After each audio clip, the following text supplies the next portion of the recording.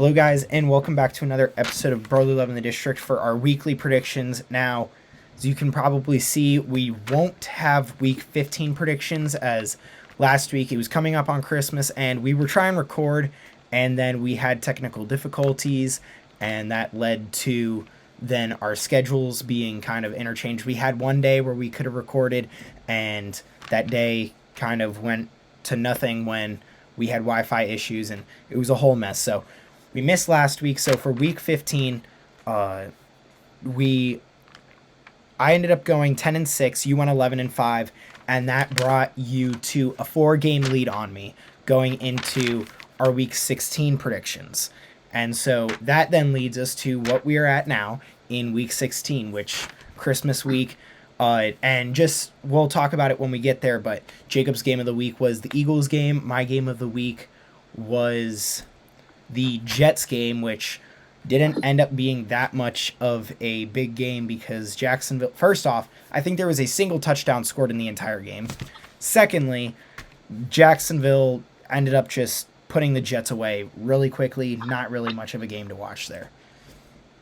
Yeah, it just wasn't really close, and that's kind of surprising. But one thing that has come out of that is that I think the Jets are at their wits' ends with Zach Wilson. It just seems like the team is no longer really invested in him, and I He is think so bad. He can't read a field, it looks like, and he makes some terrible throws. and and possibly like it just seems like he doesn't really take a lot of accountability, because if you look at his interviews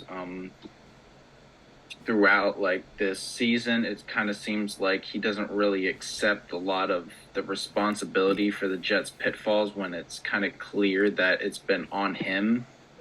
So yeah, I think that's one of the problems, and it just seems like the Jets are finally ready to move on. Especially with Mike White, who is killing it. Uh, Going into uh, the Buffalo Chicago game, this one scared me at first. I thought Buffalo was going to struggle with Chicago, but then Buffalo started to pull away and actually make them look like Buffalo. So that one scared me a little bit, but not much. Not one that really blew our socks off, as Buffalo still put up, I think, 23 points over the Bears. They won like 35-12 or 35-13, something along those lines. I have it up right here. Yeah, 35-13. So still put up a ton of points over the Bears, but it was a little bit closer than I thought it was going to be.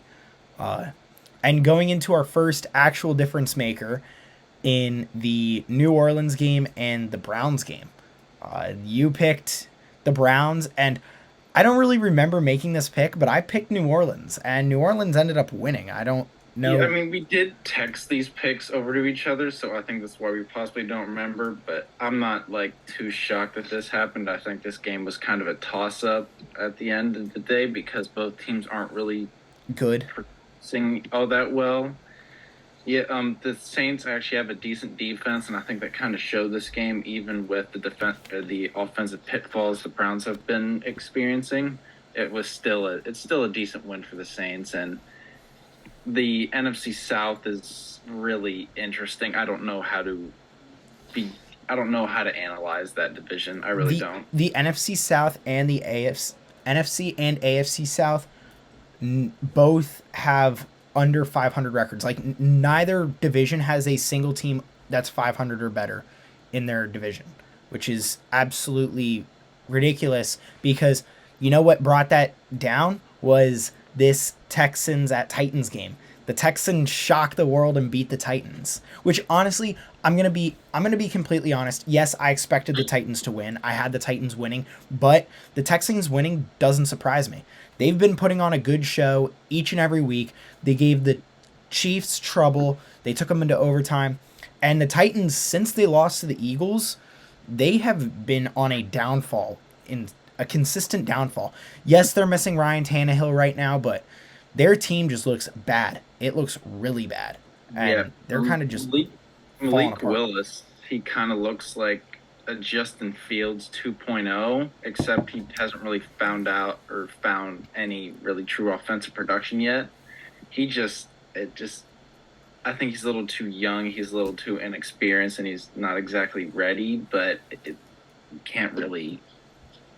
It is what it is sometimes. So. He was a third round talent picked. Actually, he did end up getting picked in the third round. So excuse me, but he was hyped up to be the first quarterback taken, but he did end up going in the third round. Going to the Chiefs Seahawks game. The only thing that really surprised me about this game was the fact that the Seahawks kind of got shut down on a hole. I thought the Seahawks were a decent team. They're another team that's just kind of on a downfall. They haven't really been able to produce.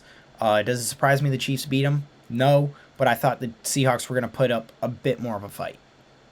Yeah. Early in the season, I kind of said that they possibly could have been a contender for the NFC. That kind of looks bad now, but yeah, it's just they've kind of fallen off. They haven't really been able to duplicate the success they found early in the game. And the only thing that really surprised me about this game is that for some reason their players were warming up shirtless. I mean, it was all over Instagram and everywhere.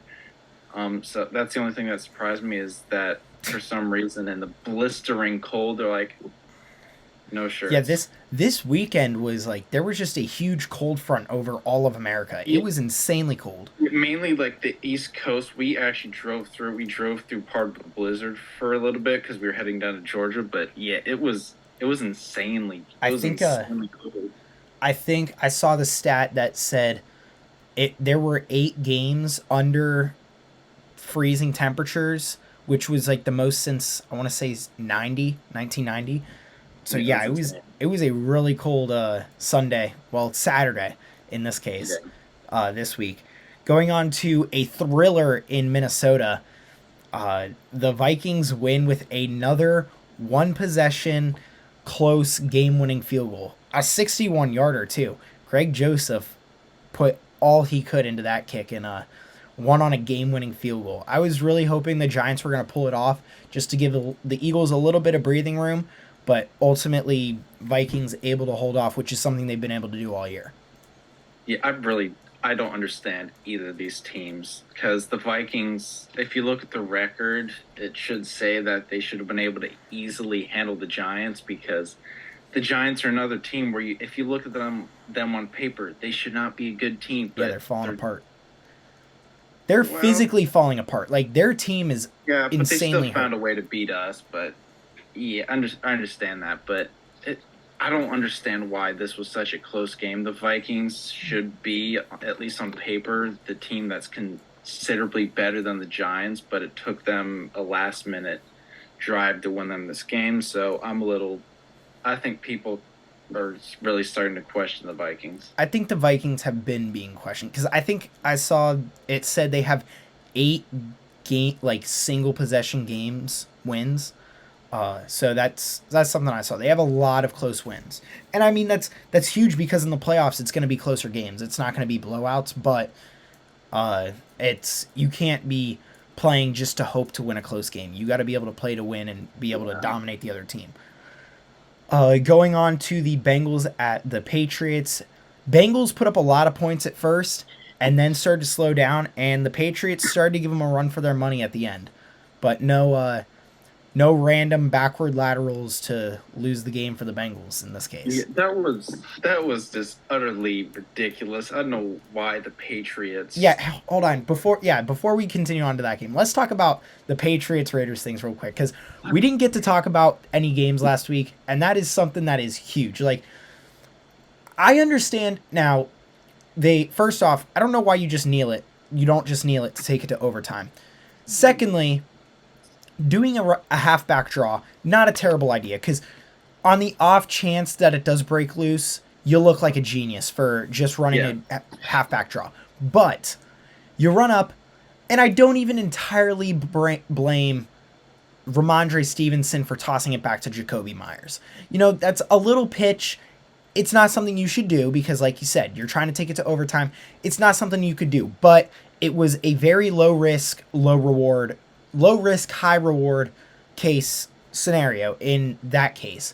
But for Jakobi Meyers to try to throw it 20, 30 yards across the field on the run as a wide receiver That is such an awful idea. Not there are quarterbacks who can't even make a 20 to 30, like NFL quarterbacks who can't make a 20 to 30 yard throw on the run. Like, and it was going the opposite way too. Like, it wasn't in favor of his handiness. It was going the opposite way. So he definitely should not have thrown that. That was a stupid ball. Mac Jones gets put on his butt immediately. Chandler Jones made him look like a pee-wee football player. That was funny, but yeah, that was just a stupid decision all around. I don't understand it. That just like reminded me of like little league play. Like whether you're watching in any sport, that reminds me of like a little league baseball game where there's a million errors in the infield. Yeah, or exactly. when you're in basketball, when there's just turnover after turnover and horrible shots, it just reminded me of that. It just seemed so amateur, and for it to happen to the Patriots, who still have Belichick, that he must have chewed them out. I just want to hear what happened in the huddle, and heck, I want to hear what happened like when Bill Belichick was making that play call. That I want to hear what the aftermath of that was as well. Yeah, that too. He had to be. You know, there's mic'd up moments out there that aren't going to get released. Well, yeah, for obvious. Otherwise, reasons. someone's getting fired. But Patriots trying to come back off of that, playing a tough Bengals team, but the Bengals hold on and hold the Patriots off to put the Patriots in a rough spot with the playoffs coming up. Yeah. Another big shocking game, Carolina against Detroit. I didn't expect what happened here. Carolina ran all over Detroit, and that's like being literal. They ran all over Detroit. I want to say they had 200 yards in the first half. They just ground and pounded on the Lions, and there was nothing the Lions could do. Yeah, Tristan, why is it when, like, you've always been a supporter of the Lions this year, and then it's your fault for supporting them. Yeah, anytime I support the Lions, they go and lay an egg like this. When I saw the score, I was shocked. I did not expect the Lions. I thought they would drop at least one game in these last 4 games that they've played to get into the playoffs, but I didn't expect it to be to the Panthers. I understand that ever since Matt Rule got fired, they've had some really fluky games. I didn't expect it with this. I thought the Lions had figured something out. They figured it out offensively, but they could not get the run game going at all. DeAndre Swift was shut down. Jamal Williams was shut down. Jared Goff was their leading rusher. Sam Darnold looking pretty good too. Not like he had to do much there, but I want to say this is his second win. Yeah, he did enough, and that's all you can really expect out of him. Exactly. But yeah, that one was a shocker to me. Going to the Atlanta game, another one of the very few games that we picked separately. You picked Atlanta in this one, kind of shocking. Again, like you said, we texted to him, so maybe he was just kind of you didn't even really think about it, but Atlanta ends up falling to the Falcons. Not really much to talk about in this game. I did think about it. It was boring as crap. I was watching it, and my family that I was with, they're semi-Falcons fans. They live in Georgia, but they're more Steelers fans. But this was such a boring game to watch. I thought that with the injuries that the Ravens had, that the Falcons would have been able to take advantage of that, but they just couldn't. Desmond Ridder just did not look all that impressive to me. And ultimately a pretty boring game. I didn't watch it. With the score, I'm glad I didn't. But I saw that Desmond Ridder didn't really do anything. So he's got a little bit to do. Like we said before, like this was a very poor quarterback class this season. Going on to the one that you probably want to talk about least. That's the San Fran and Washington game. Where do I start? I watched this too on Christmas Eve as well, and our defense played like crap. Even though Chase Young is back, our defense just could not stop the 49ers offense. Could not stop Mr. Irrelevant. McLeod was their leading rusher with 1 carry, and it was a huge breakout. Who is their leading rusher? Ray McLeod. He had 1 rush for 71 yards, and that rush happened to be a touchdown. He's a wide receiver for anyone who doesn't know. Yeah. George Kittle. I don't want to You know what happened here? It's that Brandon Ayuk. 49ers defense. I mean, they're locked down. I mean, we got 20 points, but Heineke, he had decent numbers, but he's missed a decent amount of. He missed some throws that I think he personally should have made. He threw a pick interception, and he was pulled for Carson Wentz, and 12 for 16, 123 and a touchdown. Not terrible. And I'm not sure what to expect considering how bad uh, our pass protection is. I don't know how much you can really expect from our quarterbacks, but This is where I say, I was always saying you can't hide your quarterback. You can't hide your quarterback. You're not going to be able to just hide your quarterback. You have to pass the ball. You run into a team that stops the run and makes your quarterback pass the ball who's not good at passing. That's what's going to happen. yeah, and it like for me, I think we have the wide receiver core to hide our quarterback a little bit better, but our pass protection schemes are just awful, Tristan. I don't understand it. Like we've been able to play pretty good in terms of our run protection, but as soon as our players drop back for the pass, they don't really seem like they know what they're doing. There's so many blown blocking assignments. It's kind of hard to realize that they're like it's hard to see how you would miss that as an offensive lineman.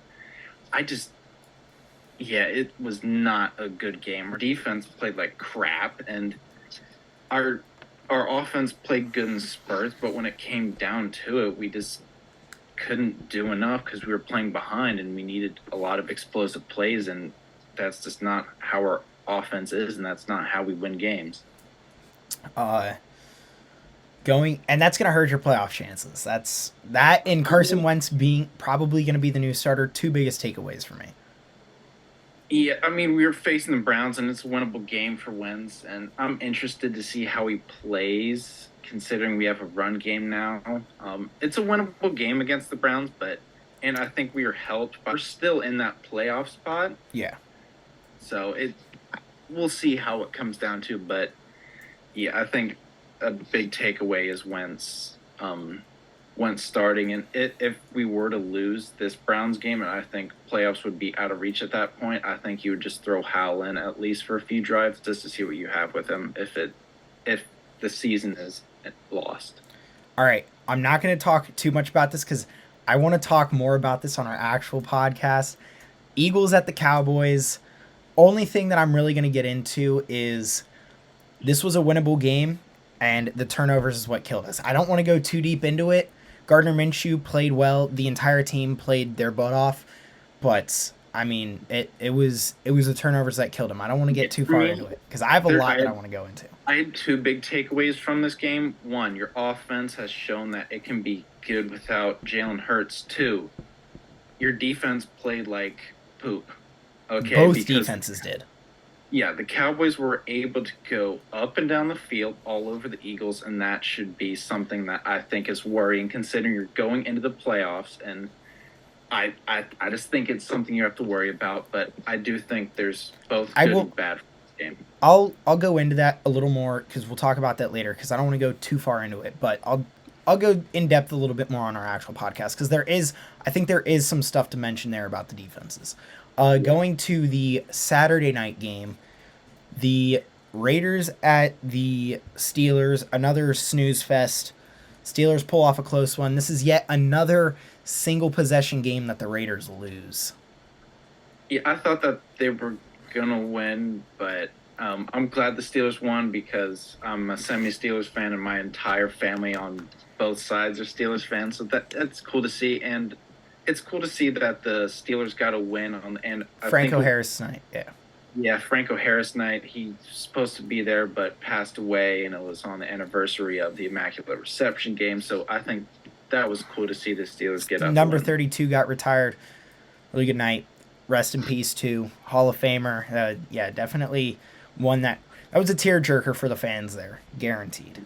Especially if you've seen Terry Bradshaw's tribute. If you haven't seen that, that's somebody's gonna be cutting onions in the corner when you watch that.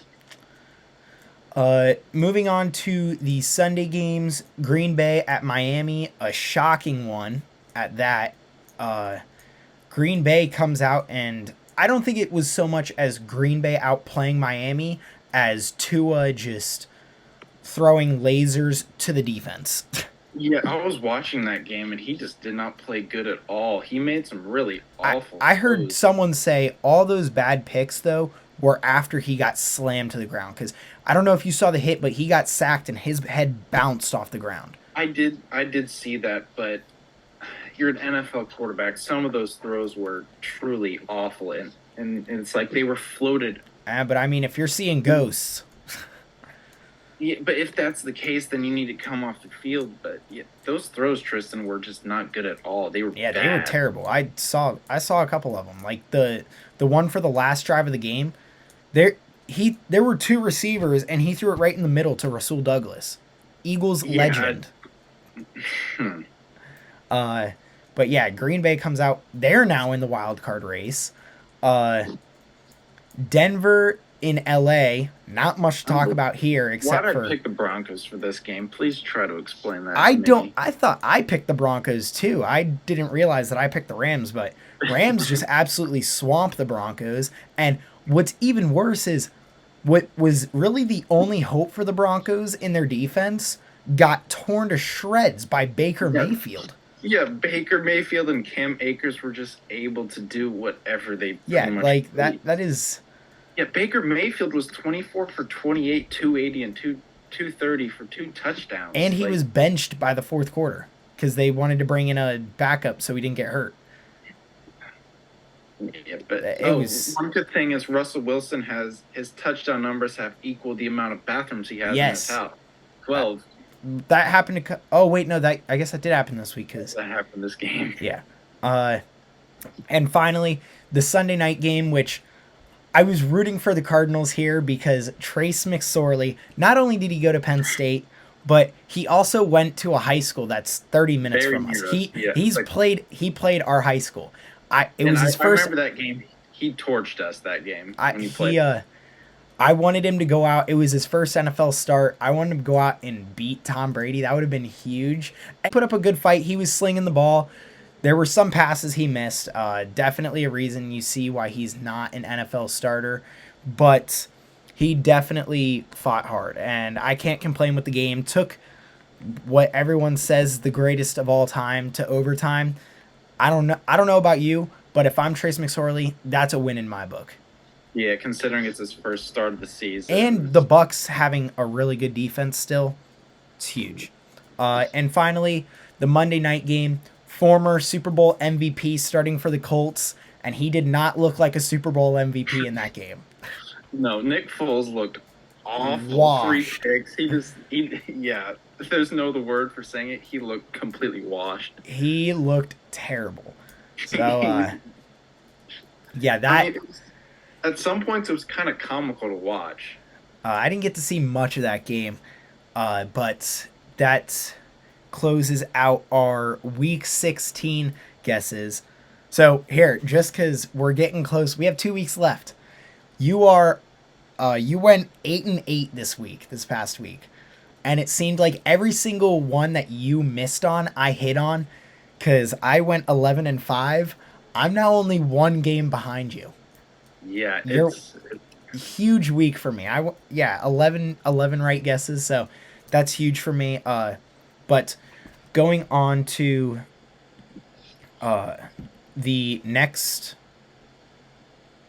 week 17, starting out on Thursday night, I'm picking Dallas for this just because they're coming off a huge division win. They still have division hopes in their favor, and the Titans, like I said, they are falling apart. There's really nothing going right for them. I think Dallas is going to be able to handle the Titans easily in this game.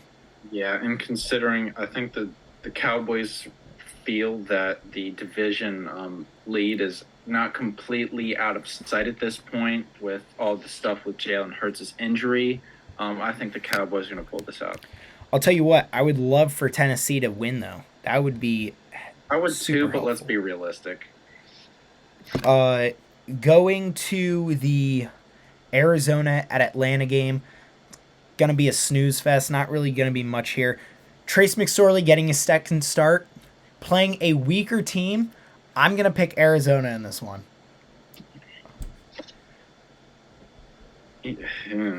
Both these teams kind of stink.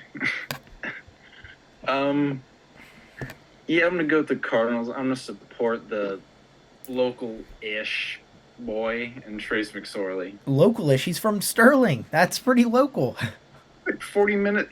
The high school Well, he went to is like 40 for- minutes away. Well, yeah, I guess for you, but for me, it's all highway, so it's not that far. Chicago at Detroit. With Detroit's loss last week, Detroit's gotta win this game. Yeah, it's for playoffs, and considering how bad we have looked and how bad the Seahawks have looked, I think the Lions are going to pull this out. I'm gonna pick 2 games in this week strictly to set up my game of the week for next week. I'm picking the Lions in this one. So next one, I don't think we really have to talk about it much. Denver at Kansas City. Kansas City. All right, Miami at New England, which I'm actually going to pick as my game of the week for this week. I was stuck between that, and I was looking at them. There's not very many games that are huge, but in terms of playoff implications, I don't think there's. that's the reason I'm picking it. I don't think it's really going to be that. I think it'll be a decent game to watch, but Tua probably won't be playing. I will double check real quick to see if he's in or out, if they have put that up yet, but I don't see anything saying if he's going to be out or not. But oh yeah, he will be out. So Tua's out. I'm going to take the Patriots in this one. They're in New England. I think the Patriots might have a little bit of an edge in this. Yeah, I am too, because I don't really trust Teddy Bridgewater that much, and he's going to be the starter for the Dolphins. I just don't really see it happening, especially because Belichick and the Patriots, they're still in playoff contention. Teddy Bridgewater is a completion machine, though. He's 4th all time in pass and completion percentage. That's an insane stat. Yeah. That's so weird. Well, it's just because he does a lot of checkdowns. He doesn't throw a lot of deep balls. Very safe He's a guy. check-down Charlie. Indianapolis at New York. New York. This is the Giants. The Giants, by the way, not the Jets. I apologize. Yeah, the Giants. I mean, I think the Giants should be able to win this. Yeah. Indianapolis isn't very good. I don't see what's going on with their quarterback situation, but if it's gonna be Nick Foles again, I'd definitely go with New York. Even if it was, say, Matt Ryan, if he was healthy, or whoever else they have in their systems, I'd still think the Giants are going to win it, because They looked good against Minnesota. if they win this week, then it will be very likely that they make it to the playoffs, and I think they sense that as well. All right. Philadelphia looking to clinch the NFC first round bye this week against the Saints, and I think they do it. I do too, but I think this is going to be an interesting game, because it's the question: do you start Jalen Hurts or not? He won't play. I will guarantee you right now. First off, they already came out and said he's doubtful to play against the Saints. Secondly, Gardner Minshew played really well against the Cowboys. Yeah, he did look decent. Yeah, I saw something where when they were doing the game plan, he was not out on the field at all. The only time he was available was either Wednesday or Thursday, or one of those days is he was only available for media, so it was sometime this week. So I think Minshew's going to be in. So I will go with the Eagles, but I just think that's interesting. Another big playoff implication game is right here, Carolina at Tampa Bay. I'm going to pick Carolina in this one. I want Carolina to win. I'm really kind of rooting for them now that they might have a chance at the division. Sam Darnold's come back. He's playing decently. And the Bucs just haven't looked good. So I'm going to pick Carolina in this one. I picked Carolina earlier this season, and I believe they beat them earlier in the season. I believe so. So I'm going to go with the Bucs, because I'm going to use your logic here. I just don't think I can see them sweeping the Bucs this season. They did beat the Bucs earlier this season. Yeah, so I just can't see that happening. I already picked that upset earlier, so I'm going to go with the Bucs. Next, Cleveland at Washington. Carson This Wentz is coming back to start. plain and simple. This is a must win game. If we lose this, even though I mean we technically still be in contention, I think that it'll dash our playoff hopes completely if we lose. That's just my opinion. I think that's the opinion of most Washington fans. It's a very difficult game to call because you don't know what you're going to be getting with the Browns, nor do you really know what you're going to get with the Commanders. You don't know how to. I'll give you mine. So I think I'm picking the Commanders, and here's why. When you said Ray McLeod was the leading rusher for San Fran, that tells me that they shut down Christian McCaffrey and Elijah Mitchell, which, I mean, don't get me wrong, Nick Chubb is a totally different animal than those two, but they're still pretty good running backs. If they can shut them down, I think they can have a pretty good day against Nick Chubb and Kareem Hunt, which makes Deshaun Watson pass, who hasn't looked real good. I'm going to pick Washington.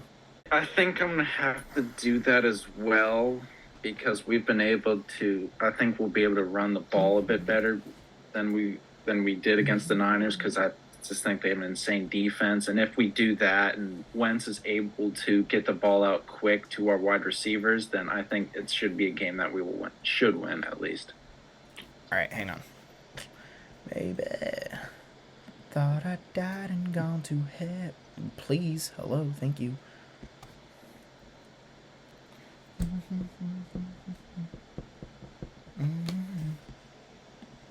damn it, dude, I just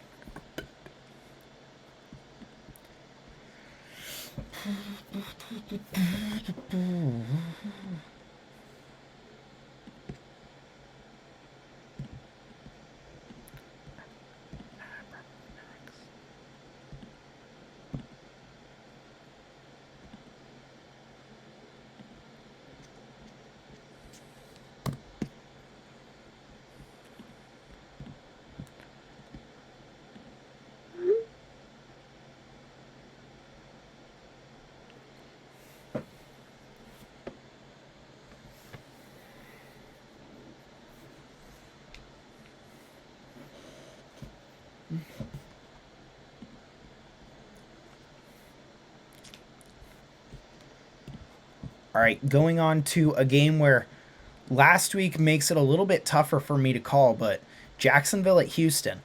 I'm still gonna pick Jacksonville. Jacksonville is fighting for something Houston really isn't. Don't get me wrong, Houston's gonna play them tough, but Jacksonville now has the lead in the AFC South. They're fighting to keep that. There's only gonna be one team from the AFC South because it is terrible. I'm gonna pick Jacksonville. They're looking really good right now. I am too. Next, I think this is another one that's going to be really easy for us to pick. San Fran at the Raiders. San Fran. Yeah, the Raiders have been struggling to move the ball all season against teams who don't have the best defense in the league. Imagine what they're going to do against a team with the best defense in the league. All right, this is going to be a exciting matchup just because I think these two teams were teams that started out hot, looked really good, were like playoff favorites just to make the playoffs, not to do good in the playoffs. But now they've kind of both dwindled down. Jets at the Seahawks. I'm going to go with the Seahawks because I think Geno Smith especially is going to have extra motivation. If he's able to really dash the Jets' playoff hopes, I think that'll be somewhat of poetic justice, if you will. So I'm going to go with the Seahawks, and I just trust them a little bit more than I do the Jets because the Jets have the quarterback controversy, and the Seahawks have Pete Carroll, so they're a little more experienced in that end. I'm also going with Seattle. I'm not exactly sure who's starting for the Jets either. That's kind of playing into my guess here, but I'm going to go with Seattle. They're in Seattle. That's a favorite. Seattle's a tough place to play. I'm going to stick with that. I also like the whole Geno Smith comeback game here. Mm-hmm. All right, Vikings at Green Bay. I'm going to pick an upset here. Green Bay. I'm picking Green Bay too. Green Bay, Aaron Rodgers fighting for a playoff spot. Nothing bodes better for him. You look at the two teams too. Green Bay almost beat Minnesota earlier this season, and that was before he had chemistry with his receivers and before they could catch. Now they can catch, and he has chemistry with them. I think this is a pretty good game for Aaron Rodgers to make a push for the playoffs. Yeah, I just think they're getting hot at this moment, and the Vikings have had some really questionable performances recently, and I just I don't think they'll be able to deal with a hot Aaron Rodgers at this point. And this game would make it to the point that whoever wins, actually no, it wouldn't. So never mind. Never mind. I Scratch lied. All right, the Battle of LA, the Rams at the Chargers, even though there really is no visiting team because they both play at SoFi. I'm going to pick the Chargers here. I think they're a better team overall. I still don't believe in Baker. He's still semi new to the system, and he wasn't playing a very good team last week. Yeah, I'm gonna go with the Chargers as well. They're coming off of 3 straight wins, so I think they have a little bit of hop in their steps. So I'm gonna go with the Chargers. All right, Pittsburgh at Baltimore. I This is Baltimore still technically fighting for a playoff spot. They've locked in a playoff spot, but they're still fighting for the division, so they still have something to play for. yeah. Steelers, not a great team still, so I'm going to pick Baltimore in this one. I'm gonna go with the Ravens mainly because over the past few weeks I've gone against them and they've proven me wrong. Even though they're missing Lamar Jackson, they still have both the running backs, and I think that'll be enough to propel them to a win. They're the most under the radar 10-win team I've ever seen. Yeah, you don't really expect it because there was earlier in the season they blew a few leads. Yeah, they blew a couple leads. And even when they had Lamar, they haven't really been all that great in terms of offensively. But yeah, kind of like you said, under the radar 10-win team. All right, and your game of the week, Bills at Cincy. Yeah, it's just two AFC powerhouses, a possible preview for an AFC championship matchup. If that were to happen, I don't think anybody would be really be shocked. Or even though it's a division game, it's bound to be a good game. So that's my game of the week because it doesn't really have as much playoff implications as, say, the Patriots-Bills game, but it's just a battle of two of the best teams in the league. And I think this still bodes for a... Actually, no, I think the Bengals are out of the first... No, because the Bills have 3 losses. The Bengals only have 4. So this could also still bode for the number 1 seed in the AFC too. That's a huge piece. Right.